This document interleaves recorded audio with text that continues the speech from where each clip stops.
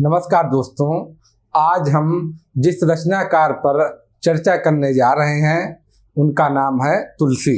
तो हम इसके अंतर्गत आज हम तुलसी का संवेदना पक्ष देखेंगे, शिल्प पक्ष देखेंगे, ये देखेंगे कि वो इतने लोकप्रिय क्यों हैं, उन्होंने किन किन भाषाओं में लिखा है, उन भाषा पर उनकी कैसी पकड़ है और क्या क्या विशेषता है, ये सब हम देखेंगे। उनकी रामराज की अवधारणा देखेंगे, वो आज के दिन कितनी प्रासंगिक है वो भी देखेंगे हम, और किस वजह से तुलसी इतने महत्वपूर्ण है, क्यों उनका इतना नाम आता है साहित्य में और समाज में, ये हम सब देखते हैं आज। तो चलिए आरंभ करते हैं। तुलसी किस काल की कवि है? तुलसी आप लोग देखेंगे कि तुलसी भक्ति काल की कवि है। तुलसी कवि है, भक्ति काल की कवि है। और तुलसी कैसे कवि है? भक्त कवि है।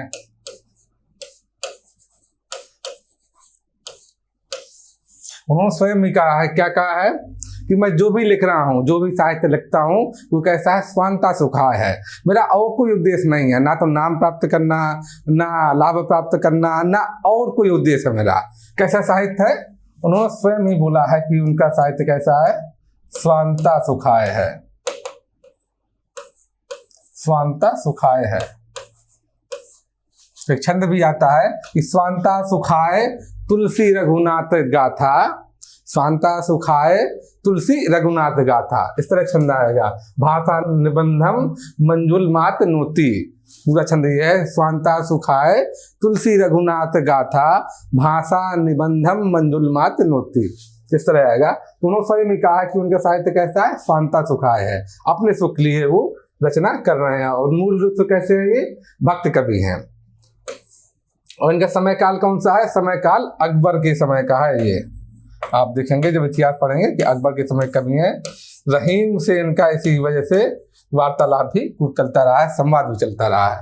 अब आइए हम इनका जीवन परिचय पढ़ लेते हैं, क्योंकि किसी भी कवि के साहित्य में कालगत प्रवृत्तियां हावी होती हैं और साथ में क्या किसका प्रभाव होता है? कालगत प्रवृत्तियों के साथ साथ उसके व्यक्तिगत जीवन का भी प्रभाव पड़ता है, दिखता है।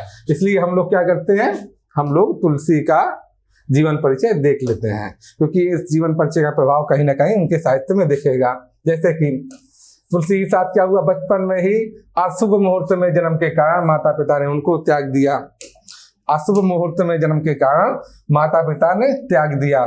जैसे उन्होंने खुद ही लिखा है कि मात पिता जग जात तज्यो, माता पिता ने दुनिया में ऐसे ही छोड़ दिया, त्याग दिया। मात पिता जग जात तज्यो और विधि न लिखी कछु भाग्य भलाई, अब विधि ने भी भाग में कोई भलाई नहीं लिखी है मेरा भाग्य कितना खराब है, इसका वर्णन स्वयं तुलसी ने ही किया है अपनी रचनाओं में। और क्या क्या उनके जीवन में रहा? पत्नी की लताड़ने के बाद अध्यात्म की ओर मुड़े। जब इनका विवाह हुआ तुलसी का, तो वह अपनी पत्नी से अतिशय प्रेम करते थे, बड़े आसक्त थे पत्नी के प्रति। ये कहानी आप लोगों ने सुनी भी होगी कि एक बार वह नदी चढ़ी हुई थी, रात का समय था, तब भी अपनी पत्नी के पास मिलने के लिए चले गए, इतनी विपत्तियों को सहते हुए भी। लेकिन उस समय पत्नी ने क्या बोला? जो बोला ये लिखा हुआ है कि लाज न आवत आपको दौड़ आयो साथ, आपको जरा भी शर्म नहीं आती, अब दौड़ते हुए चले आई इतनी रात में मेरे पीछे पीछे। और धिक धिक ऐसे प्रेम को कहा कहो मैं नाथ, ऐसे प्रेम को धिक्कार है। अस्थि चर्ममय देह, मन ये ऐसी चीज है कि अस्थि चर्ममय, हड्डी और चमड़े से निर्मित है मेरी देह, अस्थि चर्ममय देह मम और तामे ऐसी प्रीति, उससे ऐसा प्रेम है। और तैसी लो श्री राम माँ होती ना भवभीत, अगर वैसी ही प्रीति श्री राम में होती, भगवान के प्रति होती, तो तुम्हें किसी चीज का भय ही नहीं होता, इस संसार का भय ही नहीं होता। ये बात उन्होंने बोली, ये बात उनको लग गई। और उसके ऐसा बोलते हैं, ऐसी जनश्रुति है कि उसके बाद तुलसी क्या हुए? आध्यात्म की ओर मुड़ गए, श्री राम की शरण में चले गए, श्री राम की भक्ति की ओर वह मुड़ गए।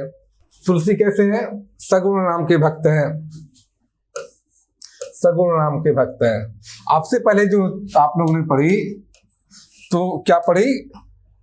भक्ति काल की में दो शाखाएं हैं, निर्गुण भक्ति धारा और सगुण भक्ति धारा।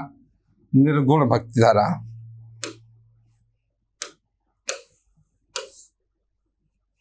क्या देखा आपने? निर्गुण भक्ति धारा और सगुण भक्ति धारा।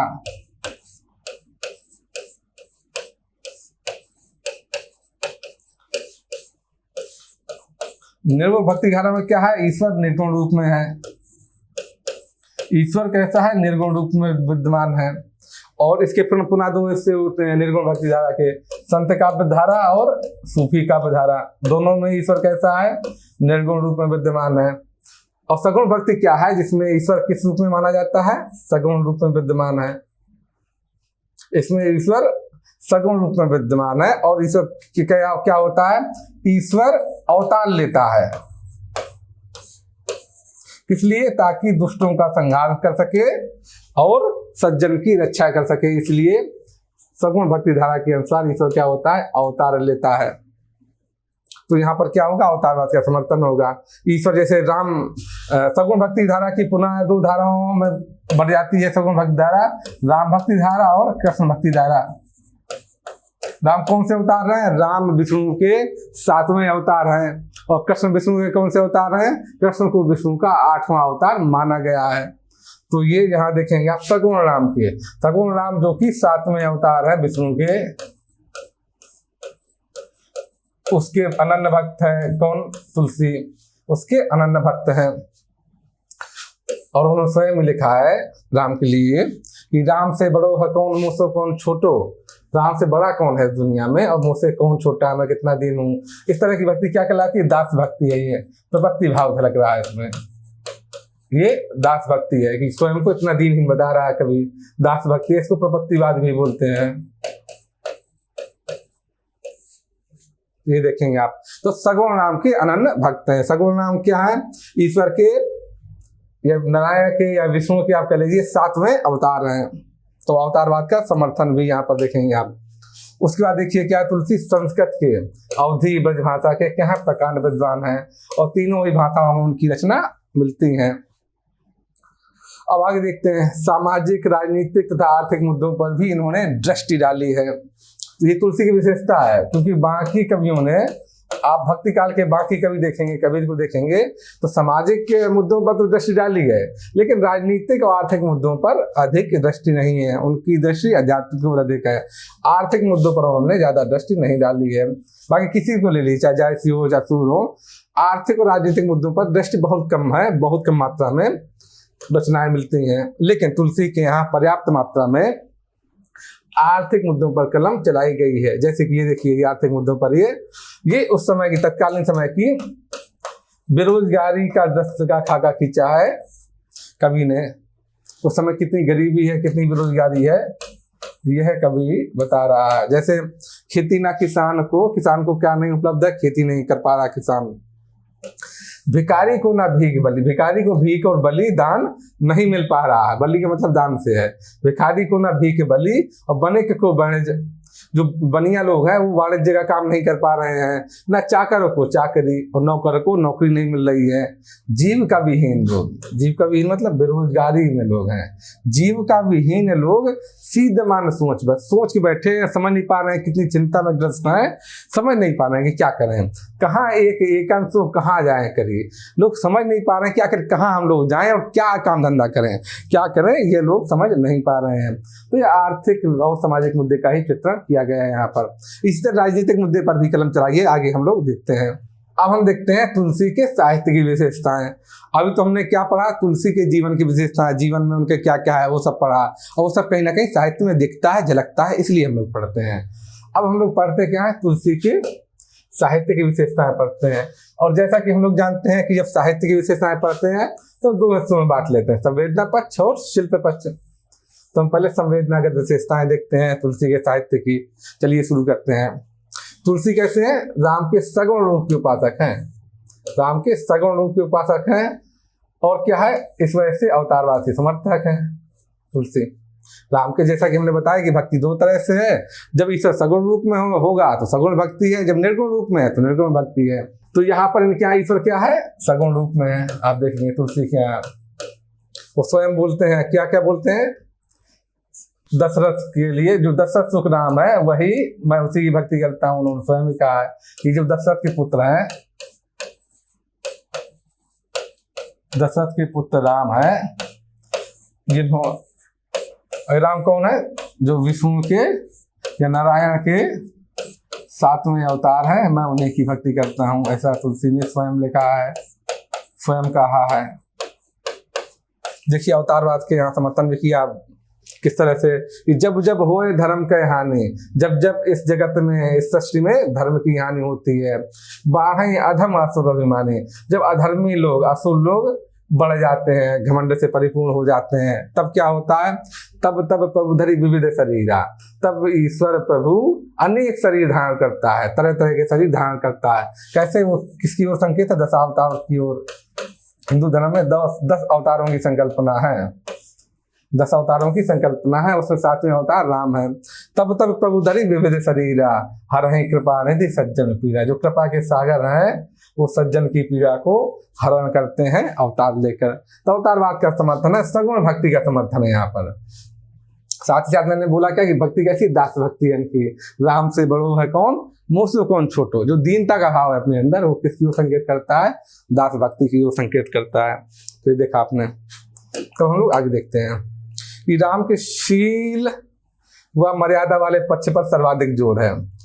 राम के शील व मर्यादा वाले पक्ष पर ज्यादा जोर है। ये आप देखें, रामायण में आप देखेंगे, रामायण में देखेंगे कि राम ने मर्यादा की रक्षा के लिए सब कुछ अपना न्यौछावर कर दिया। मर्यादा की रक्षा के लिए पत्नी तक को उन्होंने छोड़ दिया, पुत्रों को भी उनको छोड़ना पड़ा, राजपाट को उन्होंने छोड़ा ही, राजपाट को छोड़कर कहाँ चले गए, 14 वर्ष के वनवास के लिए चले गए, 14 वर्ष के वनवास के लिए चले गए। तो उन्होंने मर्यादा की रक्षा के लिए, रामायण में ऐसा दिखाया गया है कि उन्होंने मर्यादा की रक्षा के लिए क्या किया, सबको छोड़ दिया, पत्नी तक को छोड़ना पड़ा, उनके पुत्रों को छोड़ना पड़ा, राजपाट को छोड़ना पड़ा, 14 वर्ष के वनवास को भी जाना पड़े, तो सब कुछ जीवन का जो ऐशो आराम था, सुख था, वो उन्होंने त्याग दिया। किसकी रक्षा के लिए, मर्यादा की रक्षा के लिए। तो इसमें किसका ज्यादा महत्व है, रामायण में देखेंगे यार, राम भक्ति धारा में मर्यादा का महत्व ज्यादा है, अनुशासन का महत्व बहुत अधिक है, मर्यादा का महत्व बहुत अधिक है। और राम ईश्वर के 3 गुण माने गए हैं, शील, सौंदर्य, शील, सौंदर्य और शूरता यानी वीरता। आप देखेंगे तो 3 गुण माने गए हैं। तो अलग अलग समय में अलग जगहों पर अलग अलग गुण की वरीयता देखी जाती है, अलग अलग रचनाकार अलग अलग गुण तो वरीयता देते हैं।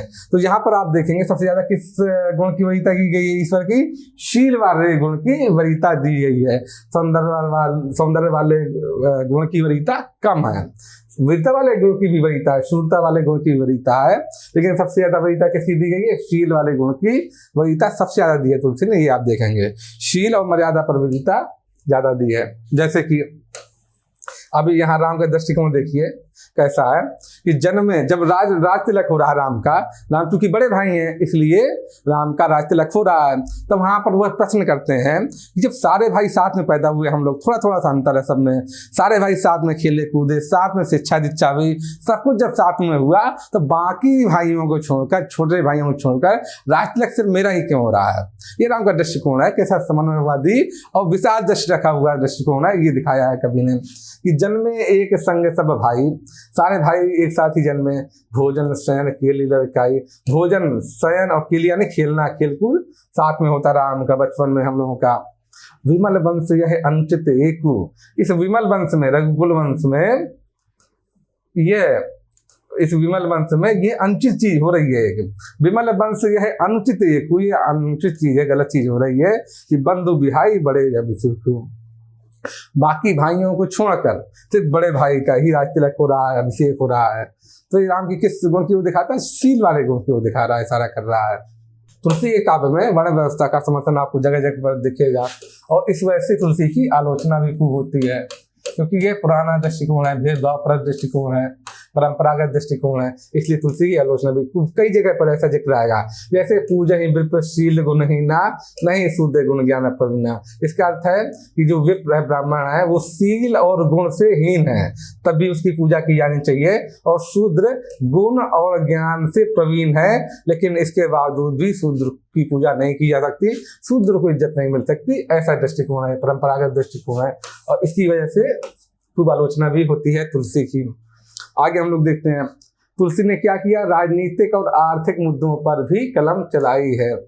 जैसे कि ये देखिए राजनीतिक मुद्दे पर, गोढ़ गंवार नेपाल मही, राजा कैसा है वर्तमान में, तो कलयुग में राजा कैसा है, कलयुग का राजा कैसा है उसका वर्णन कर रहे हैं कि गोढ़ गंवार नेपाल मही जमन महामहिपाल। जो जमन राजा है कैसा है, महिपाल मतलब राजा।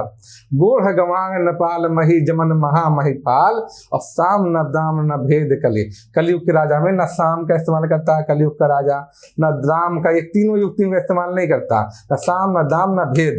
कलयुग में इन तीनों युक्तियों का इस्तेमाल नहीं हो रहा, प्रयोग नहीं हो रहा, केवल दंड का प्रयोग हो रहा है। कलयुग के राजा सिर्फ दंड का प्रयोग ही कर रहे हैं, जो जमन राजा है। ये 7 युक्तियां मानी गई हैं। अब चाणक्य को पढ़ेंगे तो उसमें काम कराने की 7 युक्तियां मानी जाती हैं। पहली युक्ति होती है साम, दूसरी होती है दाम, तीसरी होती है दंड, चौथी होती है भेद, पांचवी होती है माया, छठवीं उपेक्षा, और 7वीं है इंद्रजाल। ये 7 युक्तियां मानी गई हैं कोई भी काम निकालने के लिए आपको। इसका मतलब क्या है, साम का मतलब है स्तुति से आप रिक्वेस्ट करके, स्तुति करके आप अपना काम चला लें, काम निकलवा लें, वो कहलाता है साम। साम का मतलब वही होता है स्तुति से है, रिक्वेस्ट करके आप काम चला लें अपना, तो ये हुआ साम। दाम का मतलब पैसे देकर, आप पैसे देकर या रिश्वत देकर, जो आप कहना चाहें, जब आप काम अपना निकलाते हैं तो उसको बोलते हैं दाम। दाम देकर अपना आप काम निकलवा रहे हैं। तीसरी युक्ति होती है दंड। दंड का मतलब बल का प्रयोग करके, बल का प्रयोग करके आप अपना काम निकाल रहे हैं, बाहुबल का प्रयोग करके काम निकाल रहे हैं, मसल पावर का यूज कर रहे हैं, तो होती है दंड। चौथी युक्ति होती है भेद। भेद माने सामने वाले पर फूट डालकर आप अपना काम निकाल रहे हैं,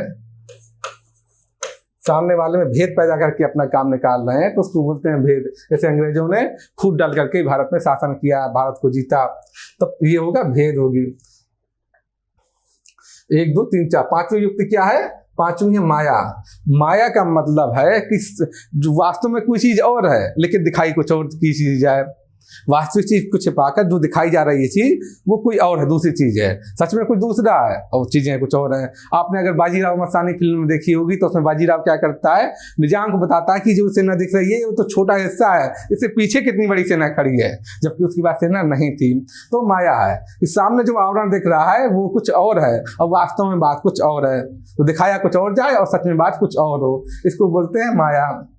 दिखावा करना, दिखावा कुछ और वास्तव में चीज कुछ और होना, ये बोलते हैं माया। उपेक्षा क्या होता है, इग्नोरेंस, अवहेलना कर देना। कई बार आप देखेंगे नौकरशाही में या राजनीति में, बहुत बार बड़ा नेता या बड़ा नौकरशाही अवहेलना कर देता है, चीजों को छोड़ देता है, क्योंकि जैसे ही आप सामने वालों को ज्यादा भाव देंगे, ज्यादा महत्व देंगे, तो सामने वाले का कद बढ़ने लगता है। तो इसलिए बहुत सारी बार अवहेलना, उपेक्षा युक्ति का प्रयोग करना पड़ता है। और 7वीं इंद्रजाल। इंद्रजाल का मतलब है सम्मोहन से या हिप्नोटिज्म से, उससे मतलब है बहुत सारे आप साधु, महात्मा, सन्यासी, बाबा टाइप के लोग देखते होंगे जो कि सम्मोहित कर लेते हैं सामने वाले को, उनकी आवाज में ऐसा जादू होता है। या और भी नाटककार से लेके तरह तरह के आपको लोग मिलेंगे, गीतकार मिलेंगे जो सम्मोहित कर लेते हैं। बहुत सारे लोग सम्मोहन के जरिए अपना काम निकाल लेते हैं, अपने प्रभाव में लेते हैं लोगों को, तो कहलाता है इंद्रजाल। तो ये 7 युक्तियां हैं, तो यहाँ पर वही प्रयोग रहा। मैंने इसलिए बताएं कि इसका प्रयोग यहाँ पर है कि न साम का इस्तेमाल कर रहे हैं राजा, न दाम का, न भेद का, केवल किसका इस्तेमाल हो रहा है, दंड का इस्तेमाल हो रहा है। तो उसी की चर्चा कर रहे हैं। तो राजनीतिक मुद्दे पर तुलसी ने यहाँ पर कलम चलाई है। आर्थिक मुद्दे पर कैसे चलाई है वो हम पहले ही पढ़ रहे हैं कि खेती ना किसान को, भिखारी को ना भीख बली, बने को बणिज न चाकर को चाकरी, और जीविका विहीन लोग सिद्ध मान सोच बस, कहाँ एक अंशो कहाँ जाए का करिए। तो ये क्या है, आर्थिक मामलों पर कलम चलाई है। समन्वय की भावना, ये तुलसी के साहित्य का सबसे महत्वपूर्ण बिंदु है। समन्वय की भावना ये तुलसी के साहित्य का सबसे ज्यादा महत्वपूर्ण बिंदु है, ये पूछा जा सकता। तुलसी का महत्व सबसे ज्यादा इसलिए है क्योंकि उन्होंने समन्वय की भावना का उद्घोष किया। और समन्वय का महत्व क्यों याद आया, इसलिए याद आया कि भारत कैसा देश है, भारत विविधताओं से परिपूर्ण देश है। भारत विविधताओं से परिपूर्ण देश है, इसमें हर तरह से विविधता मिलती है। जैसे आप देखेंगे धार्मिक विविधता धर्म के आधार पर होगा, क्षेत्र के आधार पर होगा, भाषा के आधार पर विविधता है, धर्म क्षेत्र भाषा, इसी तरह और भी जो प्राकृतिक उपादान है वो देखेंगे आप। भिन्न भिन्न तरह से आप देखेंगे कि भारत देश कैसा भिन्न है, अलग अलग जो नजाति भिन्नता मिलेगी आपको, और भी कई तरीके से आपको भिन्नता दिखाई पड़ेगी। वनस्पति के आधार पर भी देखेंगे आप भिन्नता दिखेगी, हिमालय की वनस्पति अलग है और समुद्र तट की वनस्पति अलग आपको मिलेगी। तो भारत कैसा विविधताओं से पूर्ण देश है, विविधता से भरपूर देश है। और जब कोई भी देश विविधता से परिपूर्ण होगा, इतने सारे अंतर होंगे उसमें, तो वहां पर सबसे ज्यादा महत्व किसका होगा? सबसे ज्यादा महत्व समन्वय का होगा। वही व्यक्ति महान माना जाएगा इस देश में जो समन्वय की भावना से युक्त हो, जो सबके बीच में सामंजस्य बैठा सके। वही बड़ा नेता है जो सबके बीच में सामंजस्य बैठा सके। महात्मा गांधी को इसलिए बड़ा नेता माना जाता है क्योंकि उन्होंने हमेशा समन्वय की बात की है, आपसी सामंजस्य की बात की है। तो ये आप देखेंगे। तो तुलसी क्यों यहाँ तुलसी महान है, क्यों ज्यादा महत्व तुलसी का? उन्होंने समन्वय की बात की है, उनके अंदर कैसी चेतना है? समन्वय की चेतना है, इसलिए तुलसी की महत्ता है, तुलसी की वैल्यू है। ये आप देखेंगे। जैसे ये देखिए कहाँ कहाँ समन्वय दिखता है, परिवार में समन्वय दिखेगा तुलसी के, आप देखेंगे परिवार में समन्वय कैसे दिखता है। आप देखेंगे कि राजा जब राम का अभिषेक हो रहा है, राम का जब राज्याभिषेक हो रहा है, तब राम कहते हैं कि विमल वंश ये है अनुचित को, अब बंधु बिहाई बड़े ही अभिषेक हो, कि बाकी भाइयों का तुम अभिषेक नहीं कर रहे हो, सिर्फ मेरा अभिषेक कर रहे हो। जबकि जन्मे एक संग सब भाई, भोजन शयन अकेली लड़काई। बाकी सारी कामों में हम लोग साथ रहे हैं, साथ साथ खेले हैं, साथ साथ पढ़े हैं, साथ साथ हम लोग अन्य कार्य करते रहे हैं, लेकिन यहाँ पर बाकी भाइयों को छोड़कर से मेरा अभिषेक हो रहा है। तो क्या दिखा रहा है? समन्वय की भावना दिखा रहा है कि उनका अपने भाइयों से कैसा समन्वय है। ये देखिएगा पारिवारिक समन्वय की भावना है। या जब राम को वनवास हो जाता है और भरत को राजगद्दी मिल जाती है, लेकिन भरत को आप देखेंगे कि भरत गद्दी पर नहीं बैठते हैं, भरत गद्दी पर नहीं बैठते हैं। उसकी बजाय भरत कैसे शासन करते हैं? चरण पादुका के माध्यम से, चरण पादुका के माध्यम से भरत शासन करते हैं। ये आप देखेंगे, ये चीज आप देखेंगे कि भरत चरण पादुका, ये समन्वय दिखा रहा है। ये अपने भाई के प्रति प्रेम दिखा रहा है, भाई के प्रति निष्ठा का परिचायक है, जो कि आज के समय में बड़ा जरूरी है। प्रासंगिकता का एक महत्वपूर्ण बिंदु यही होगा। ये समन्वय की भावना जैसे मैंने बताया ना, बड़ी इंपॉर्टेंट है। कैसे कैसे प्रश्न बन सकता है, इसलिए भी इम्पोर्टेंट है क्योंकि भारत में वही व्यक्ति, वही नेता, वही पुरुष महान है, वही व्यक्ति महान है, वही नारी महान है जो किस भावना के साथ कार्य करे? जो समन्वय की भावना के साथ करे। जो भी नेता, पुरुष, स्त्री, कोई भी समन्वय की भावना के अंतर्गत कार्य करेगा वही महान होगा, उसी को महान माना जाएगा। क्यों ऐसा? कि भारत विविधता से परिपूर्ण देश है। भारत जैसे देश में जो व्यक्ति समन्वय की भावना नहीं लिए होगा, सहिष्णुता की भावना नहीं लिए होगा, वह सफल नहीं हो सकता। इसलिए सहिष्णुता का महत्व है। कहाँ कहाँ दिखती है? दिखते हैं सब में हम। और ये जितने पॉइंट है, जितने आप समन्वय की भावना में देखेंगे, तो ये आपको प्रासंगिकता जब हम लिखेंगे तो प्रासंगिकता की दृष्टि से भी बहुत महत्वपूर्ण है। यदि तुलसी की प्रासंगिकता पूछ ली जाए, यदि तुलसी की प्रासंगिकता पूछ ली जाए तो सबसे ज्यादा महत्वपूर्ण कौन है? सब मिलेगा आपको, यही तत्व मिलेगा। ये जो समन्वयता वाला है, ये कैसे कैसे कहाँ कहाँ समन्वय दिखता है, आप यही सबसे ज्यादा लिखेंगे। अन्य चीज भी आप लिखेंगे, लेकिन सबसे ज्यादा महत्वपूर्ण यही दिखेगा आपको, क्योंकि भारत में आज भी सबसे ज्यादा आवश्यकता किसकी है? समन्वय की आवश्यकता है। तो आप देखें कैसे कैसे पारिवारिक समन्वय बता दिया हमने, चर्चा की कैसे भाइयों में आपस में प्रेम है, निष्ठा है। नारी पुरुष के भी समन्वय है, उसकी भी चर्चा की है तुलसीदास ने।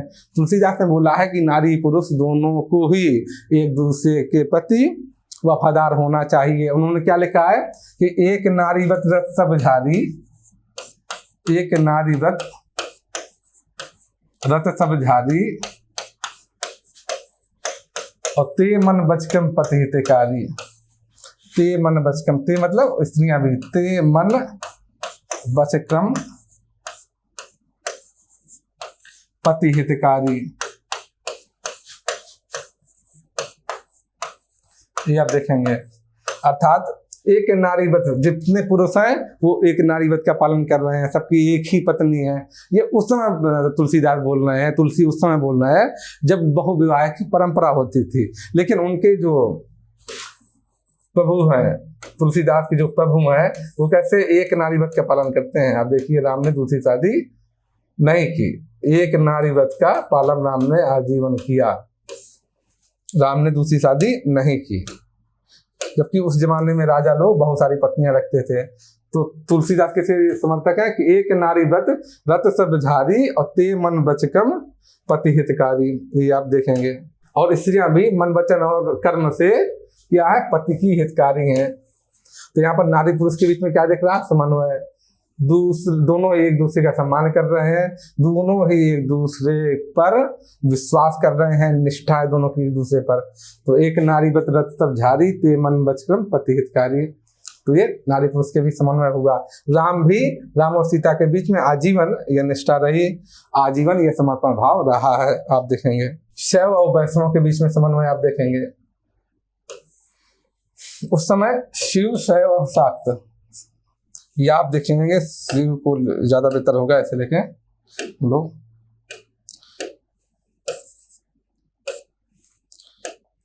शैव 3 संप्रदाय थे हिंदुओं के अंदर, वैष्णव, शैव, वैष्णव और शाक्त। 3 संप्रदाय हिंदुओं के अंदर ही चल रहे थे, आप देखेंगे। और तीनों का आपस में आप देखेंगे झगड़ा भी चलता था, आपस में विवाद की स्थिति भी थी। लेकिन यहाँ पर तुलसी ने शैव और वैष्णव के बीच स्पष्ट रूप से समन्वय की बात कही है। उन्होंने राम से कहलवाया है, क्या कहलवाया है कि शिवद्रोही मम दास कहावा। ऐसा व्यक्ति जो शिव को नहीं मानता या शिव के खिलाफ विद्रोह करता है, शिवद्रोही मम दास कहावा, सो नर मोहि सपने नहीं भावा। वैसा व्यक्ति मुझे सपने में भी नहीं भा सकता, वैसे व्यक्ति को मैं पसंद नहीं कर सकता हूँ। अर्थात ऐसा व्यक्ति जो वैष्णव तो है लेकिन शिव का विरोध करता है, वैसे व्यक्ति को मैं पसंद नहीं करूंगा, ऐसा राम ने कहा है। तो यहाँ किसका समन्वय है, शिव और शैव और वैष्णव का समन्वय दिखाई पड़ता है। और देखते हैं हम लोग आगे, भोग और त्याग के बीच में भी समन्वय।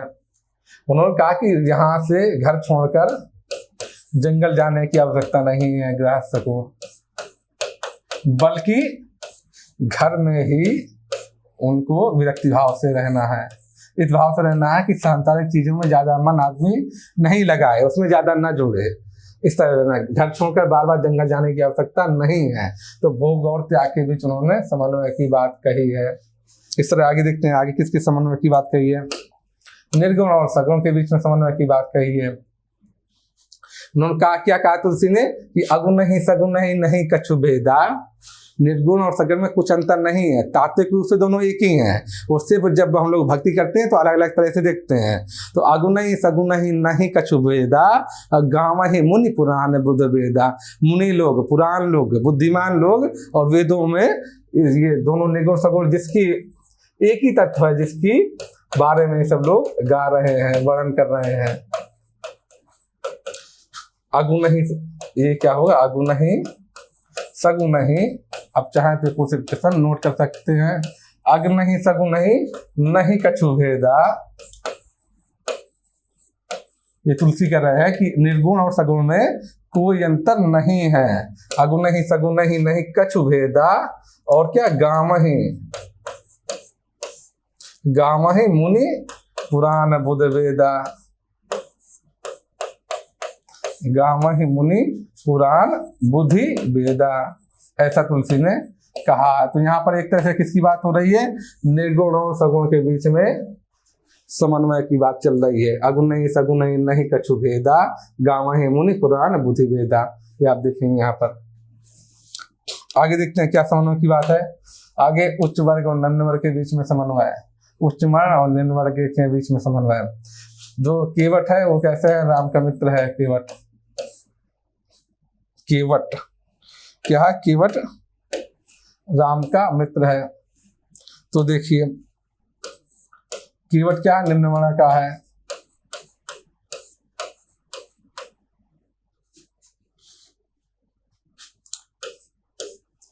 कि जब राम के गुरु उससे मिलते हैं, वशिष्ठ मिलते हैं उससे, जो उनके राम के राजगुरु हैं वो मिलते हैं, तब क्या होता है कि राम सखा ऋषि बरबस भेटा।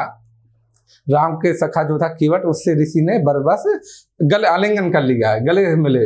राम सखा ऋषि बरबस भेटा, जनु महिल उठत स्नेह समेटा।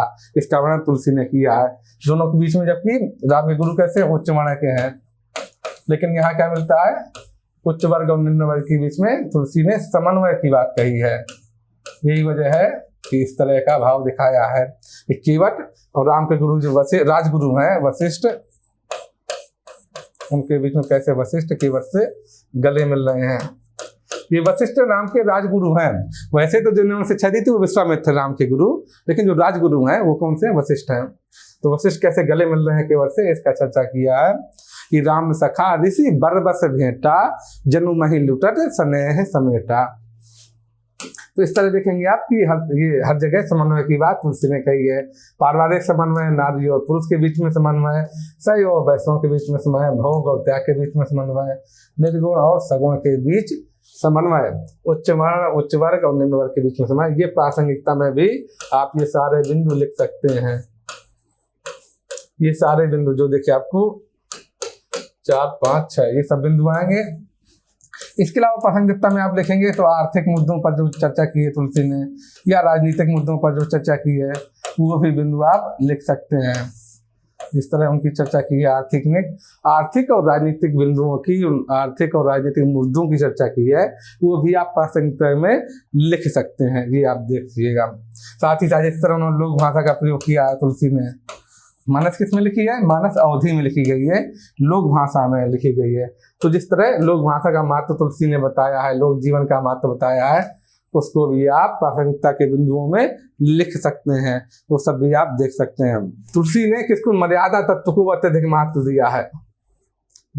राम के जो गुणों में से सबसे ज्यादा महत्व किसको दिया है तुलसी ने, राम के गुणों में सबसे ज्यादा महत्व मर्यादा तत्व को दिया है। यहाँ तक कि प्रेम का वर्णन भी जो मिलता है वो मर्यादित वर्णन मिलता है। जैसे सूर्य के यहाँ जो है राधा कृष्ण प्रेम का वर्णन, उसमें कोई मर्यादा नहीं है, हल्का सा झीना पर्दा पड़ा हुआ है, वरना कोई मर्यादा नहीं दिखेगी आपको ऐसी सूर्य के यहाँ।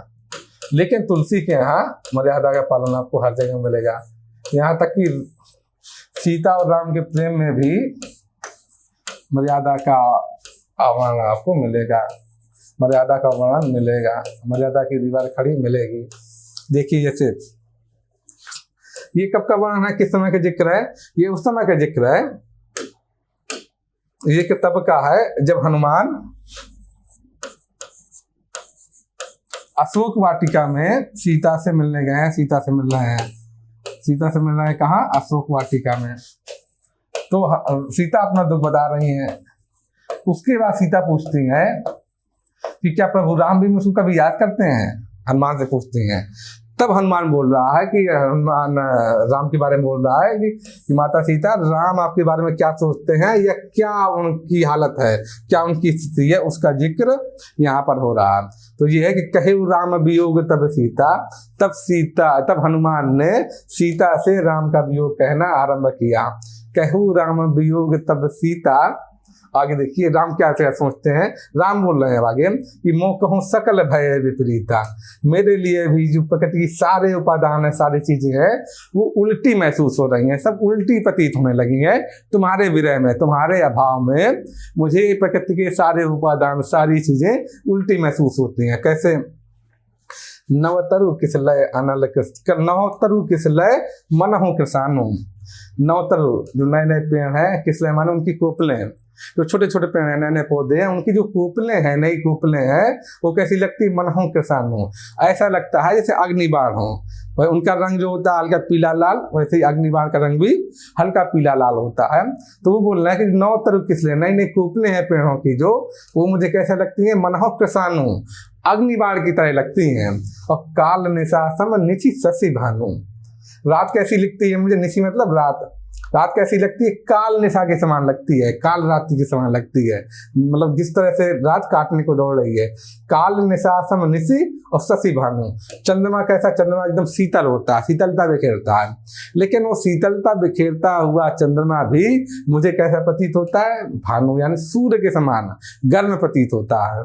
ऐसा राम बोल रहे हैं, अपनी स्थिति का वर्णन कर रहे हैं कि नवतरु किसलय मनहु कृसानु काल निशासम निशि शशि भानु। यहाँ पर कौन सा अलंकार हुआ? मना हुआ है। यहाँ पर संदेह व्यक्त किया गया तो यहाँ पर हुआ उत्प्रेक्षा अलंकार। काल निशासम निशि शशि भानु ये हुआ उपमा अलंकार। आप देखेंगे इस लाइन में उत्प्रेक्षा अलंकार है। आगे देखते हैं, कहूँ ते कछु दुख घटी होई। अगर मैं किसी से शेयर कर पा रहा हूँ अपना दुख बांट पा रहा हूँ तो कहते हैं कि बांटने से दुख कम होता है, बढ़ता है, इसलिए मैं अपना दुख बांट रहा हूँ तुमसे, इसलिए मैं बता पा रहा हूँ। कहूँ कहने से शायद दुख थोड़ा कम हो जाए। कहूँ ते कछु दुख घटी होई और काहि कहूँ यह जान न कोई। नहीं, कैसे वर्णन करूँ उसका, क्या बोलूँ, ये नहीं बता सकता है, कौन जानेगा। काहि कहूँ यह जान न कोई और तत्व प्रेम कर मम और तोरा। जो तुम्हारे और मेरे बीच में जो प्रेम का तत्व है, तत्व प्रेम कर मम और तोरा जानत प्रिया एक मन मोरा। वो सिर्फ मेरा हृदय ही जानता है। तुम्हारे और मेरे बीच में जो प्रेम है, तुम्हारे और मेरे हृदय के बीच में जो प्रेम है, वो सिर्फ एक मेरा मन ही जान सकता है। यहाँ पर देखिए प्रेम का वर्णन किया है, लेकिन कितना मर्यादित वर्णन किया है। यहाँ पर वो दिखाया गया है कि कितना मर्यादापूर्ण वर्णन प्रेम का मिलता है। जो संदेश भी है, प्रेम संदेश भी है, कितना मर्यादित है, मर्यादापूर्ण है, ये आप देखेंगे। आप देखते हैं अगला बिंदु तुलसी के संवेदना में, तुलसी की साहित्य की संवेदना में वो क्या है कि नारी के प्रति तुलसी का दृष्टिकोण क्या है? परंपरागत दृष्टिकोण है। और इसकी वजह से बड़ी आलोचना भी तुलसी की होती है कि शूद्रों और नारियों के प्रति उनकी दृष्टिकोण कैसी है? पारंपरिक है, भेदभाव परक है। जैसे देखिए ढोल गंवार शूद्र पशु नारी, नारी और शूद्र को किससे? पशु और उससे ढोल से तुलना की गई है। तो ये दृष्टिकोण कैसे आए? सकल ताड़ना के अधिकार। ये कैसा दृष्टिकोण है? परंपरागत दृष्टिकोण है। कैसा दृष्टिकोण है? भेदभाव परक दृष्टिकोण है। आप देखेंगे तो यहाँ पर इसी वजह से तुलसी की आलोचना होती है। या ये देखिए रामायण में, जइहूं अवध कौन मुँह लाई। मैं अब अवध कौन सा मुंह लेके अवध जाऊंगा, अयोध्या जाऊंगा।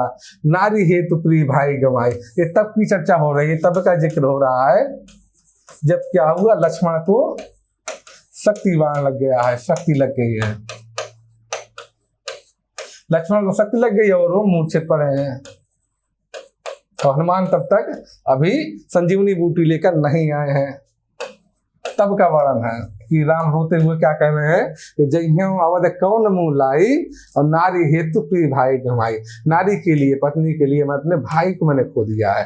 अब बरु अपजस सहत्यों जग माही, बरु अपजस सहत्यों जग माही। अब मुझे इससे तो बहुत अपयस होगा, बड़ा अपयस होगा इससे, क्योंकि मैंने भाई को खो दिया। और नारी हानि विशेष क्षति नहीं। अगर स्त्री चली भी जाती तो वो कोई बड़ी क्षति नहीं थी, इतना क्षति भाई को खोने में है। ये राम यहाँ पर बोल रहे हैं। तो ये भी दृष्टिकोण कौन सा है? परंपरागत दृष्टिकोण है स्त्रियों के प्रति कि नारी हानि विशेष क्षति नहीं। ये दृष्टिकोण कौन सा है? परंपरागत दृष्टिकोण है, नारी के प्रति परंपरागत दृष्टिकोण है। ये आप देखेंगे इस तरह का। कर्मवाद का समर्थन मिलेगा तुलसी काव्य में। जैसे कर्म प्रधान विश्व रचिरा का, जो जैसे करे सो तस फल जाका। जो जैसा करेगा वैसा ही भरेगा। उसी को देखें यहाँ पर कर्मवाद का समर्थन किया गया, पुरुषार्थ का समर्थन किया गया है। जो जैसा करेगा वैसा ही फल उसको प्राप्त होगा। तो तुलसी की भक्ति कैसी है? तुलसी की भक्ति सगुण भक्ति है। यहाँ पर सगुण राम की भक्ति की जा रही है। सगुण नाम की भक्ति किया। राम कैसे हैं? राम विष्णु किया, नारायण के कौन से हैं? 7वें अवतार हैं, उनकी भक्ति हो रही है यहाँ पर। तो अवतारवाद का क्या समर्थन मिलेगा यहाँ पर? अवतारवाद का समर्थन देखेगा। सगुण भक्ति यहाँ पर हो रही है। राम कौन है? अयोध्या के राजा हैं,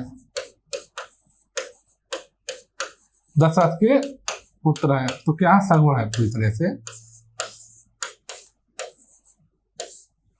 दशरथ के पुत्र हैं। ये आप देखेंगे। रामनवमी को उनका जन्म हुआ है। नवमी भौम 12 मधुमासा अवधपुरी यह चरित्र प्रकाशा। ये आप पढ़ेंगे मानस में। तो कैसी है? सगुण भक्ति है, दास भक्ति है। यहाँ पर कैसा? प्रपत्तिवाद का असर है। तुलसी कैसे दीनता पूर्वक भक्ति कर रहे हैं। राम सो बड़ो है कौन, मुँह से कौन छोटो। राम से खरो है कौन, मुझसे कौन खोटो। अपने प्रति दीनता दिखा रहे हैं, स्वयं को दीन बता रहे हैं। या विनय पत्रिका जब पढ़ेंगे तो उसमें देखेंगे ये भाव और भी अधिक दिखता है। विनय पत्रिका जब पढ़ेंगे बहुत इस तरह के छंद मिलते हैं, तो स्वयं को कवि ने बड़ा दीनहीन बताया है और भगवान की भक्ति कर रहे हैं। तो एक ऐसी भक्ति हुई दास भक्ति है, इसको प्रपत्तिवाद का असर बोलते हैं। प्रपत्तिवाद दर्शन का ये असर है, प्रपत्तिवाद दर्शन का ये प्रभाव है, ये आप देखेंगे। तो ये कैसी भक्ति है, दास भक्ति कही गई है। और कैसी भक्ति है, अहेतुकी भक्ति है। ये हेतुकी अहेतुकी क्या है, हेतुकी भक्ति वो होती है जब भक्ति के बदले में कुछ पाने की आकांक्षा हो। भक्ति किस लिए की जा रही हो कि कुछ प्राप्त करने के लिए, ईश्वर से कुछ मांगा जाए, कुछ प्राप्त करने की आकांक्षा हो, यानी कोई हेतु जुड़ा हो।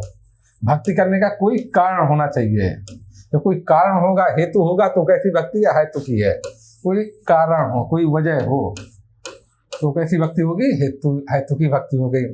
और जब कोई कारण ना हो, भक्ति सिर्फ भक्ति भाव के लिए की जा रही हो, कोई वजह ना हो, ये ना हो कि हमें उसके बदले कोई धन चाहिए, जागीर चाहिए, कुछ ऐसा चाहिए, कुछ ऐसा न मांगा जाए ईश्वर से, तब वो भक्ति कौन सी होगी, अहेतु की। क्योंकि इसमें कोई हेतु नहीं जुड़ा है, इसमें कोई हेतु नहीं है, कोई हेतु नहीं है, कोई वजह नहीं है, कोई कारण है, कोई लाभ की आकांक्षा नहीं है इस भक्ति में। तो ये कैसी होगी, अहेतु की भक्ति होगी। तो तुलसी भक्ति कैसी है, सगुण भक्ति है, दास भक्ति है, अहेतु की भक्ति है। ये आप लिखेंगे, यहीं तक लिखेंगे आप। कभी कभी ये प्रश्न पूछ लिया जाता है कि तुलसी की भक्ति स्वदेशी है या विदेशी। ये प्रश्न कहाँ से उठा, ये रामचंद्र शुक्ल जो समीक्षक है, आलोचना करते हैं, तो उनकी वजह से, आचार्य रामचंद्र शुक्ल की वजह से ये प्रश्न उठता है, क्योंकि उन्हें तुलसी की भक्ति को स्वदेशी माना और जायसी भक्ति को विदेशी माना। कबीर की भक्ति पर भी उन्होंने विदेशी प्रभाव दिखाया, ऐसा ये मान्यता है, लेकिन बहुत ज्यादा मानी नहीं जाती है। ये रामचंद्र शुक्ल जी का कहना है, लेकिन अधिकांश समीक्षक इसके पक्षधर नहीं है। इनका क्या मानना है, क्यों ये स्वदेशी विदेशी शब्द आ गया। पहली बात तो वजह क्या है, भक्ति क्या है, भावना पर अवलंबित है। भक्ति क्या है, भावना है। भावना के जरिए ईश्वर तक पहुंचने का मार्ग है भक्ति। तो जब भावना का मार्ग है ये, तो भावना भला स्वदेशी विदेशी कैसी होगी। भावना तो मनुष्य के हृदय में भाव उठ रहे हैं, वो स्वदेशी या विदेशी भला कैसे हो सकते हैं। तो इसी वजह से ये माना जाता है कि ये कोई तर्क उठाना स्वदेशी या विदेशी भक्ति का उचित नहीं है, ऐसा माना जाता है। फिर भी स्वदेशी भक्ति का क्या कहना है, इनका क्या मानना है कि कौन सी भक्ति स्वदेशी होगी। इनका मानना है कि जो भक्ति अवतारवाद की समर्थक हो वो भक्ति स्वदेशी होगी, जो भक्ति अवतारवाद की समर्थक है वो भक्ति स्वदेशी होगी। और इसके बजाय जो भक्ति निर्गुण एकेश्वरवाद की समर्थक है, निर्गुण एकेश्वरवाद की समर्थक होगी, वह विदेशी होगी। बाकी ये मान्यता मानी नहीं जाती इस तरह की, क्योंकि हिंदुओं में भी बहुत से दर्शन, भारत के बहुत सारे दर्शन है जो एकेश्वरवाद का समर्थन करते हैं या निर्गुण का समर्थन करते हैं। तो इस तरह माना नहीं जा सकता, और सिर्फ अवतारवाद को ही स्वदेशी भक्ति मान लिया जाए ये उचित नहीं है। इसलिए बहुत सारे समीक्षक अब इसको नहीं मानते हैं। एक समीक्षक द्वारा, आचार्य रामचंद्र शुक्ल द्वारा उठाया गया ये बिंदु था, इसी वजह से उन्होंने भक्ति को भी स्वदेशी और विदेशी में बांट दिया कि जो अवतारवाद वाली भक्ति है वो स्वदेशी है और जो एकेश्वरवाद वाली है वो विदेशी है, ऐसा उन्होंने कहा, लेकिन माना नहीं है। तो इसलिए अगर प्रश्न है तो लिखिएगा, वरना यही लिखना है। तुलसी भक्ति में तीन ही आएंगे, सगुण भक्ति, दास भक्ति और अहेतुकी भक्ति है। भक्ति को स्वदेशी और विदेशी में आमतौर पर वर्गीकृत नहीं किया जा सकता, ये क्योंकि अनौचित्यपूर्ण है। तुलसी की राम राज्य की अवधारणा, इससे भी कभी कभी प्रश्न पूछ लिया जाता है कि राम राज्य की उनकी अवधारणा क्या है, राम राज्य में क्या क्या गिनते हैं, क्या प्रतिमान है राम राज्य के। चलिए देखते हैं तुलसी की राम राज्य में क्या क्या है। पहली चीज तो ये देखेंगे आप कि सभी लोग कैसे हों, संपन्न हों, सुखी हों, निरोगी हों तथा समृद्ध होंगे राम राज्य में।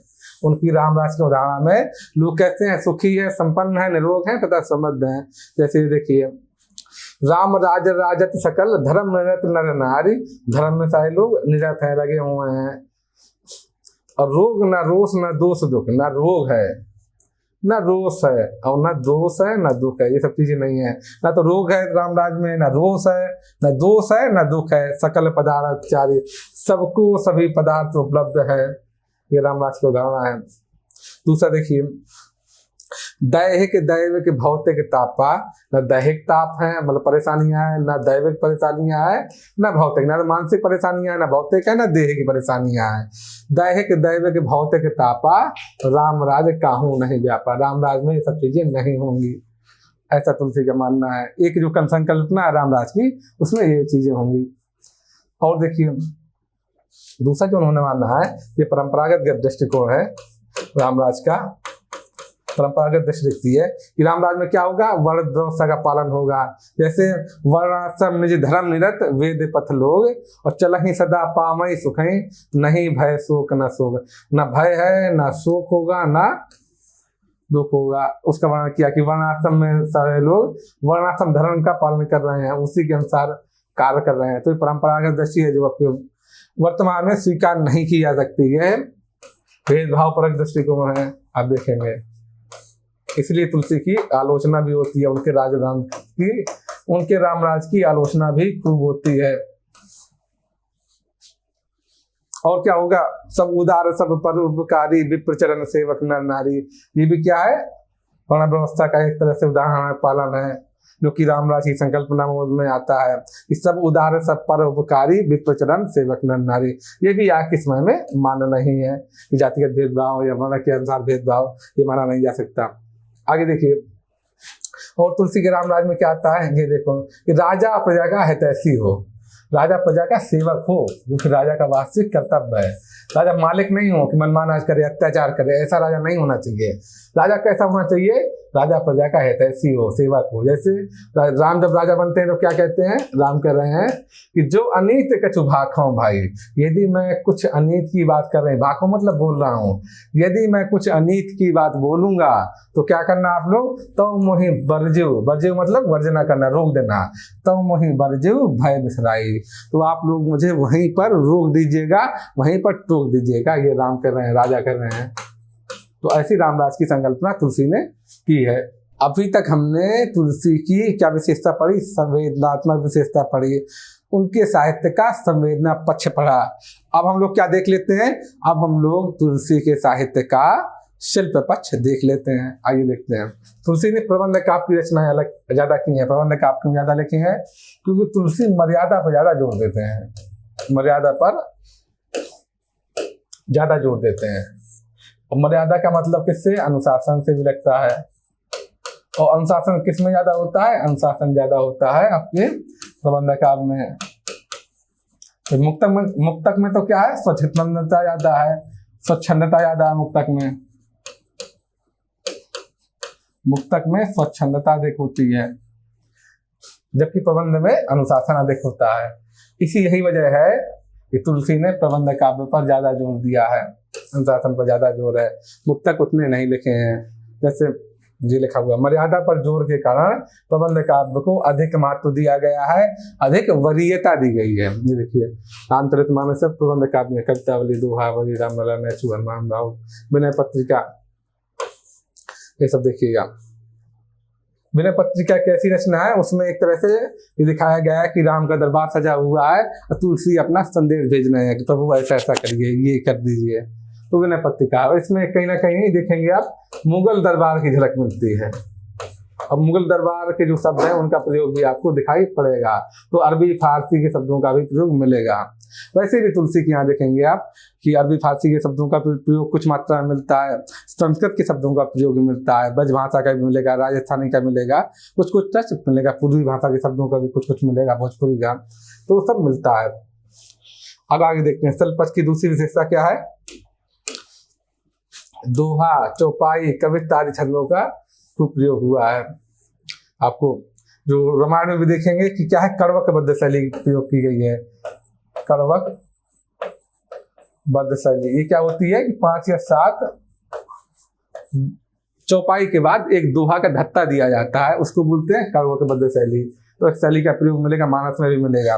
तो दोहा, चौपाई, कविता आदि छंदों का प्रयोग खूब मिलेगा। जैसे ये देखिए, ये क्या है, चौपाई का उदाहरण है कि राजीव नयन धरे धनु सायक, भगति विपत भंजन सुखदायक। राजीव नयन, राजीव मतलब होता है कमल, नयन मतलब नेत्र, कमल के समान नेत्र वाले, कमल रूपी नेत्र वाले, राजीव नयन। तो यहाँ पर अलंकार कौन सा हुआ राजीव नयन में? यहाँ उपमेय में उपमान का भेद रहित आरोप है, दोनों के बीच कुछ अंतर नहीं रह गया है, उपमेय और उपमान के बीच राजीव नयन। तो कौन सा अलंकार हुआ? यहाँ पर हुआ रूपक अलंकार। ये रूपक अलंकार को उदाहरण आप देख लीजिएगा। तो राजीव नयन धरे धनुषायक, धनुष बाण को रखे हुए हैं, लिए हुए हैं। राजीव नयन यानी कि राम। राजीव नयन धरे धनुषायक, भक्ति विपत भंजन सुखदायक। भक्तों की विपत्ति को भंज करने वाले हैं, नष्ट करने वाले हैं।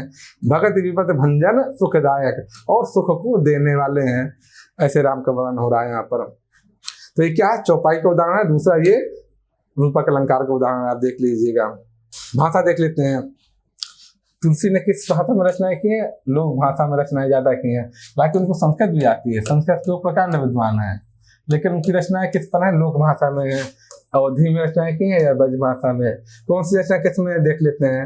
अवधि में क्या क्या उन्होंने लिखा है? अवधि में रामचरितमानस, जानकी मंगल, पार्वती मंगल, बरवय रामायण, राम राम नैछु और रामाज्ञा प्रश्नावली।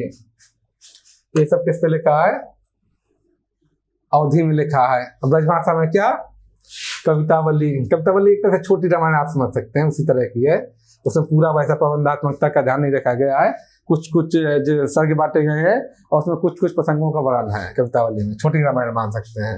तो कवितावली, गीतावली, विनय पत्रिका, विनय पत्रिका मैंने भेजा ही, ये इसमें दरबार लगा हुआ राम का, और वहां पर तुलसीदास अपनी बात कर रहे हैं, अपनी प्रार्थना कर रहे हैं, उस भाव से लिखी गई है। दोहावली, श्री कृष्ण गीतावली और बैराग्य संदीपनी, ये ब्रज भाषा की रचनाएं हैं। तो दोनों ही भाषाओं पर अच्छी पकड़ है तुलसी की। दोनों ही भाषाओं पर बड़ी सुंदर रचनाएं की हैं तुलसी ने, ये देखेंगे। और दोनों संस्कृत का प्रभाव भी, संस्कृत का शब्द भी मिल जाएगा।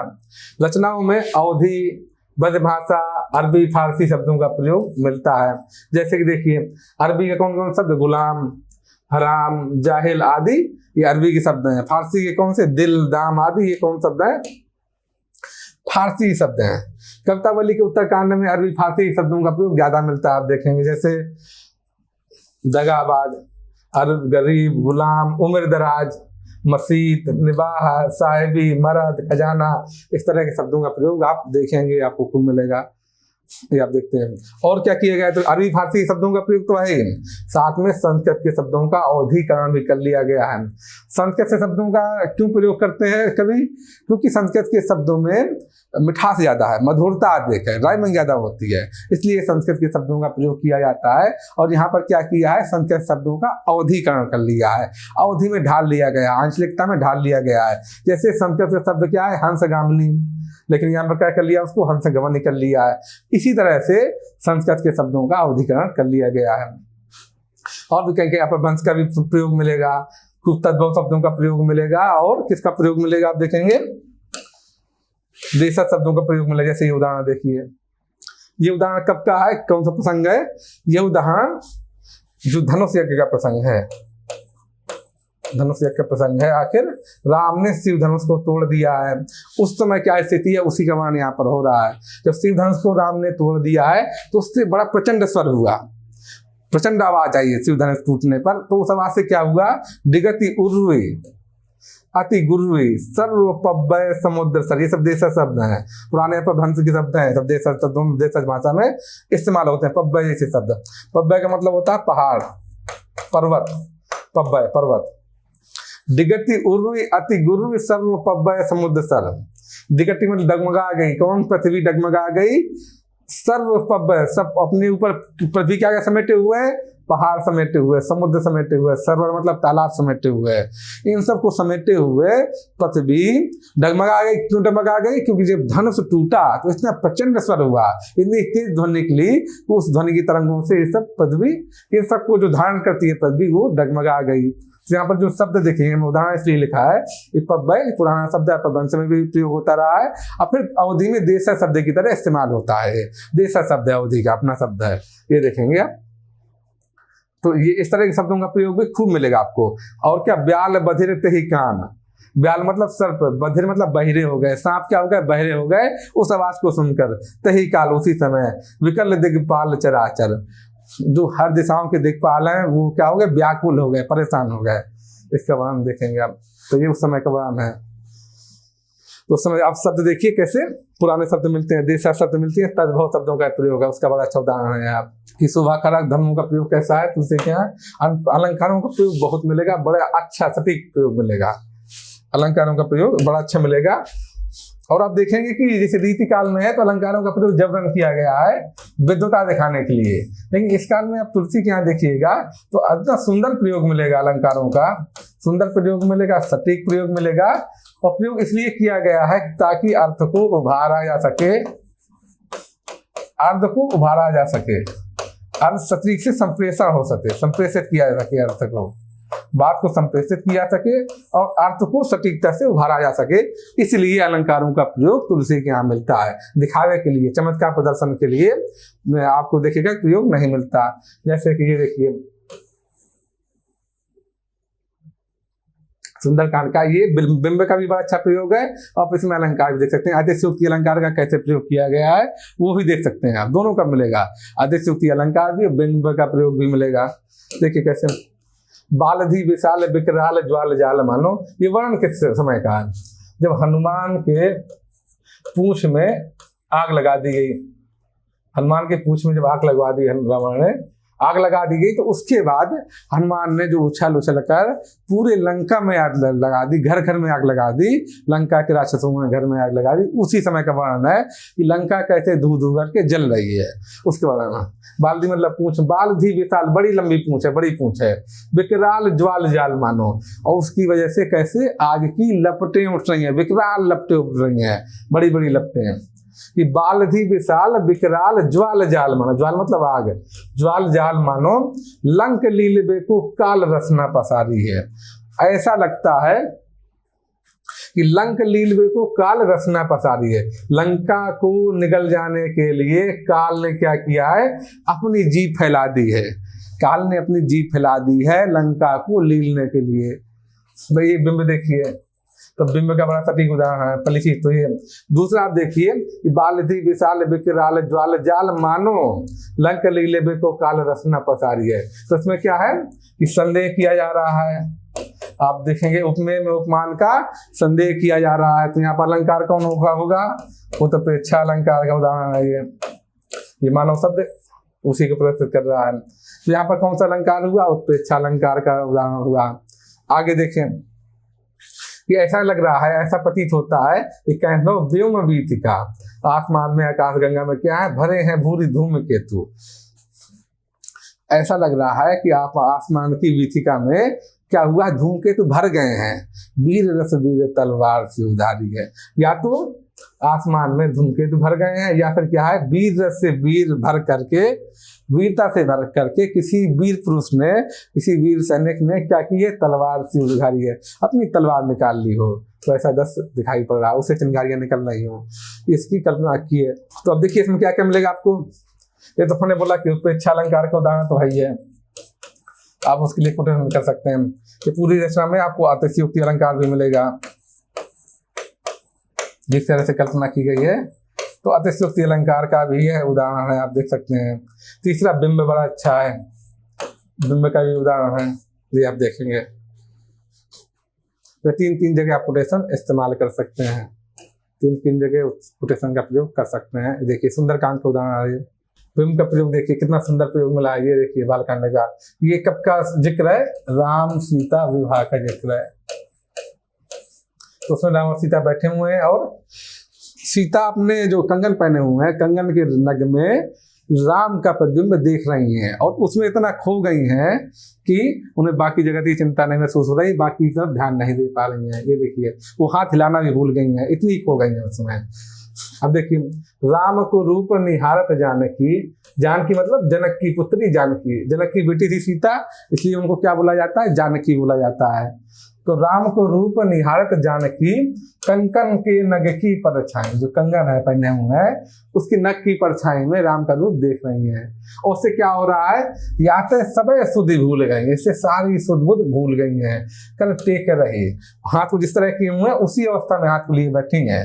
कर टेक रही पलटा रखना है, पलक भी झपका नहीं रही है। ये क्या है, बिंब का बड़ा सुंदर उदाहरण है, आप देखिए। आगे देखें, प्रतीकों का प्रयोग भी तुलसी के काव्य में मिलेगा, खूब मिलेगा। जैसे ये देखिए, तुलसी पावस, पावस मतलब बरसात, वर्षा ऋतु है। तुलसी पावस के समय धरी कोकिलन मौन। जो कोयल कब बोलती है, बसंत ऋतु में कोयल बोलती है, बरसात में नहीं बोलती। आप देखेंगे ये तुलसी पावस के समय धरी कोकिलन मौन, कोकिलों ने मौन धारण कर लिया है बारिश के समय। क्यों? अब तो दादुर बोली है। अब कौन बोलेगा? दादुर यानी मेढक। अब तो मेढक के बोलने का समय है, अब तो मेढक ही बोलेंगे। अब तो दादुर बोली है, हमें पूछिए कौन, इस समय हमको वाला कौन पूछेगा। तो ये प्रस्तुत में को अप्रस्तुत आदेश का क्या है? तुलसी ये कह रहे हैं कि जब बुरा समय आएगा तब क्या होगा, जो दुर्जन लोग हैं उन्हीं की आवाज सुननी जाएगी, बुरे लोगों की आवाज ही सुनी जाएगी। इस समय भला हम जैसे सज्जन लोगों की आवाज कौन सुनेगा? कौन हम लोगों को भाव देगा? कौन हम लोगों को महत्व देगा? तो ये तुलसी बोलना चाहते हैं अप्रस्तुत रूप में। तो ये क्या है, यहाँ पर चाहे कोकिल हो, चाहे दादुर हो, ये चाहे पावस हो, ये क्या प्रतीक रूप में इस्तेमाल हुए हैं यहाँ पर। ठीक, अब देखते हैं हम लोग आगे संवाद शैली का प्रयोग। ये आप देखेंगे संवाद शैली का प्रयोग तुलसी के यहाँ किस तरह किया गया है। ये वर्णन कब का है? जब राम को, आप देखेंगे राम को क्या हो गया, वनवास हो गया है। राम को क्या हुआ है? वनवास हो गया है 14 वर्ष का। तो राम वनवास के लिए निकल गए हैं। उसी समय का जिक्र है कि सीता भी उनके साथ जा रही हैं। या सीता कौन है? राजकुमारी है, रानी है, राम की पत्नी है, तो रानी है। अब उनको कहाँ जाना पड़ रहा है? भाई जंगल जंगल पैदल जा रहे हैं लोग। तो उसी समय का बना है कि पूछत ग्राम वधु शीसों, तो ग्राम वधु, गांव की कोई स्त्री है, तो सीता से पूछ रही है, कहो सांवरे से सखी रावरे कौन है? जो सांवला सा पुरुष तुम्हारे साथ जा रहा है वो आखिर कौन है? पूछ रही, गांव की स्त्री पूछ रही है। तो सुधी सुंदर बैन सुधारत, उसकी सुंदर बातों को सुनकर जो अमृत बरसा रहे हैं, सुधी सुंदर बैन सुधारत साने, सयानी है जानकी जानी भली। क्या बोल रही है, कैसे बता रही है? जानकी यानी सीता, जानकी का मतलब है सीता, जो कि सयानी है, वो कैसी बता रही है? सीता किस तरह से बता रही है राम के बारे में? तिरछे करी नयन देसैन तुम्हें समझाए कछ मुस्काए चली है। राम ने सीता ने तिरछे नेत्र किए और मुस्कुरा दिए। अर्थात उन्होंने बिना बोले, संवादी ने देखिए कि बिना बोले सिर्फ चेष्टाओं से ही बोल दिया कि श्री राम मेरे पति हैं। बिना मुंह खोले ही उन्होंने अपनी चेष्टा से ही संवाद कर लिया। उसी का वर्णन यहाँ पर किया गया है। देखिए कितना सुंदर वर्णन है कि तिरछे करी नैन, मैंने वो तिरछा करके दे सहन तुम्हें समझाए कछु मुस्काए चली, मुस्कुरा करके सीता चल दी। इसका वर्णन किया जा रहा है। तो ये बिंब का भी बड़ा अच्छा प्रयोग है। आप देखेंगे बिंब में भी ये कोटेशन इस्तेमाल कर सकते हैं आप संवाद योजना में, कि मौन रहकर भी कैसे, मौन की भाषा का कैसे प्रयोग किया जाता है, उसमें भी आप ये कोटेशन इस्तेमाल कर सकते हैं। कैसे चेष्टाओं से, चेष्टाओं का कैसे वर्णन किया जाता है, चेष्टाओं का वर्णन कैसे किया जाता है, ये भी आप देख सकते हैं। देखिए अयोध्या कांड का दृश्य है। आगे देखते हैं, तुलसी के यहाँ लोकोक्तियों और मुहावरों का प्रयोग भी खूब मिलता है। और कवितावली की भाषा में तो ये प्रयोग और भी मात्रा में है, मुहावरे और लोकोक्तियों का प्रयोग। जैसे आपने मुहावरा पढ़ा होगा कि धोबी का कुत्ता ना घर का ना घाट का, लोकोक्ति है ये देखिए उसका प्रयोग। धोबी को सो कुकर, ना घर को ना घाट को, उसी का प्रयोग तुलसी ने किया है इसमें कवितावली की भाषा में। आगे देखते हैं नाद सौंदर्य। नाद सौंदर्य कविता के लिए बड़ी आवश्यक चीज है। क्यों नाद सौंदर्य क्यों आवश्यक चीज है? नाद सौंदर्य कविता के लिए क्यों आवश्यक है? नाद सौंदर्य इसलिए आवश्यक है क्योंकि नाद सौंदर्य से क्या आती है? कविता में गेयता आती है। कविता गाई जा सकती है। जब गाई जा सकेगी कविता तो एक जबान से दूसरी जबान, एक मुंह से दूसरे मुंह तक आसानी से चली जाएगी। और उस समय भी उस जनता के बीच में भी, जो जनता अनपढ़ है, निरक्षर है, जनता लिख पढ़ नहीं सकती, वैसी जनता के बीच में गेयता ही एकमात्र कारक है कि कविता प्रसिद्ध हो सकती है, कविता प्रसारित हो सकती है, उसका प्रसार हो सकता है। तो उसके लिए गेयता अनिवार्य है। तो नाद सौंदर्य से क्या आता है? गेयता आती है। और गेयता का महत्व क्या है ये मैंने अभी बताया। तो नाद सौंदर्य से गेयता आती है। दूसरा, जो उस पर रचना पर, ये पाठक पर प्रभाव बड़ा अच्छा पड़ता है उससे। कुछ जो ध्वनियाँ है, प्राकृतिक ध्वनियाँ हो या जो ध्वनियाँ है, उनका असर पड़ता है उसके मन पर, तो एक सकारात्मक प्रभाव बजता है। तो उस प्रभाव भी पाठक पर पड़ता है या श्रोता पर पड़ता है, जिससे कि कविता की आयु बढ़ती है, वो उसके दिमाग में बैठ जाती है।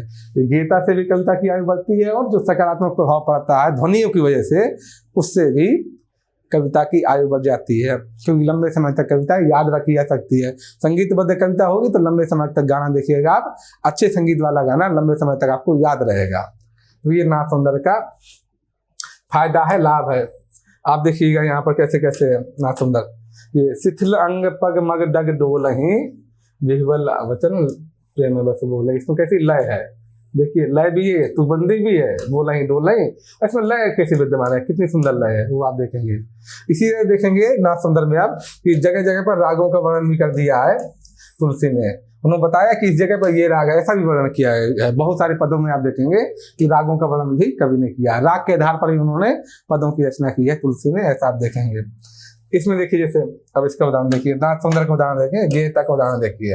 ये तो तुकबंदी है, दारूणम कंजारूणम, ये सुंदर भजन है जो अक्सर सुबह सुबह आप पढ़ते होंगे, सुनते होंगे कि श्री रामचंद्र कृपालु भजमन हरण भव भय दारुणम, श्री रामचंद्र कृपालु भजमन हरण भव भय दारुणम, नव कंज लोचन कंज मुख कर कंज पद कंजारूणम। ये देखिए इसमें कितनी सुंदर गेयता है, कितना सुंदर नाद सुंदर है। ये तो ध्वनि देखिए, हर जगह नव आ रहा है, नव कंज लोचन कंज मुख, कंज यहाँ भी है, यहाँ भी कंज है, यहाँ भी कंज है, किस तरह से ध्वनिया। तो एक तो अनुप्रास अलंकार हुआ, यहाँ पर देखिएगा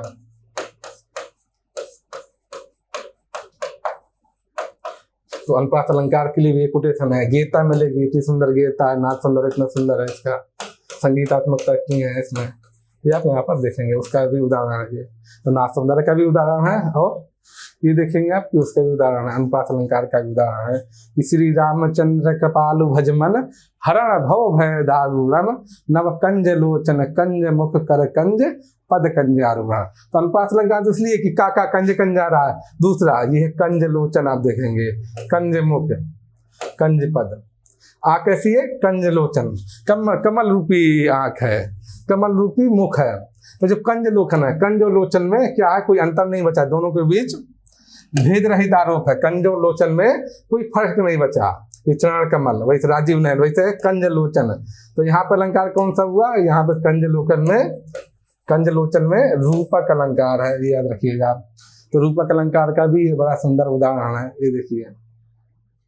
बाकी अनुप्रास का तो है ये भव भय भा भा, ये कंज कंज, वो सब अनुप्रास अलंकार का उदाहरण तो है ही। ये रूपक अलंकार का भी है, कंज लोचन कंज मुख कर कंज पद, ये सब क्या है, रूपक अलंकार है। और नाद सौंदर्य गीता का उदाहरण तो है ये। तो इस तरह हमने देखा क्या क्या पढ़ लिया हम लोगों ने पढ़ा कि तुलसी का एक तो जीवन परिचय, उनके में कैसा उनका जीवन गुजरा, उसका क्या क्या प्रभाव है रचना पर। उसके बाद हमने पढ़ा कि तुलसी के साहित्य का संवेदना पक्ष हमने पढ़ा।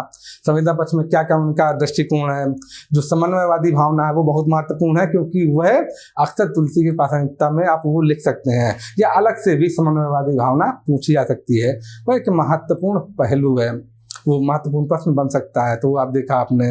उसके बाद संवेदना में और जो ढेर सारे पक्ष हैं वो देखे आपने। उसके बाद हमने क्या देखा, शिल्प पक्ष देखा, तुलसी की भक्ति पद्धति देखी कैसी है, सगुण भक्ति, दास भक्ति, किस तरह की भक्ति है वो हम लोगों ने समझी। उसमें साहित्य के जो शिल्प पक्ष है उनका वो देखा हम लोगों ने, अवधि कैसी है, लोक भाषा का प्रयोग कैसे कैसे हुआ, अलंकार कैसे हैं, वो सब हमने पढ़ा। भक्ति पढ़ ही चुके हैं। अब ये देख लेते हैं हम, या समझ लेते हैं थोड़ा सा कि प्रासंगिकता कभी कभी तुलसी की पूछ लेंगे, और आलोचना कहाँ कहाँ होती है तुलसी की, वो भी हमने बोला। नारी और शूद्रों के प्रति जो परंपरागत दृष्टिकोण है या वर्ण व्यवस्था के प्रति जो दृष्टिकोण है, उसके चलते तुलसी की आलोचना भी बहुत होती है। प्रासंगिकता में वैसे तो जो प्रासंगिकता लिखते कैसे हैं पहले ये बता देता हूँ आपको, बाकी तो आप खुद भी कर लेंगे। प्रासंगिकता में क्या लिखा जाता है कि जो संवेदना के बिंदु है वो वर्तमान में कैसे प्रासंगिक है वो हम देखते हैं। संवेदना के बिंदु हुई, मुख्यतः संवेदना के बिंदु ही आते हैं। शिल्प के बिंदु में क्या आएगा, शिल्प के बिंदु में अक्सर ये आता है कि लोक भाषा का प्रयोग है कि नहीं है। लोक भाषा, क्योंकि जितना जनता के करीब कविता हुई तभी महत्वपूर्ण होगी, तो लोक भाषा का जैसे प्रयोग किया गया ये महत्वपूर्ण है, ये प्रासंगिक है। इस तरह से आप देख सकते हैं। वरना अधिकांश बिंदु आएंगे जो आपके यहाँ, ये संवेदना के बिंदु ही आएंगे।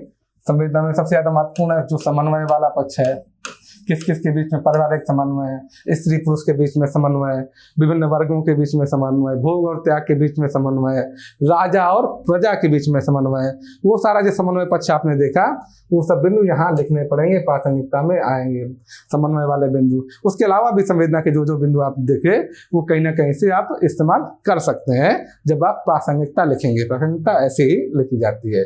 तो ये बिंदु हमने देखे। जब प्रासंगिकता में आप ये सब लिखेंगे और बाकी शिल्प में लोक भाषा वाला तत्व आप लिख सकते हैं।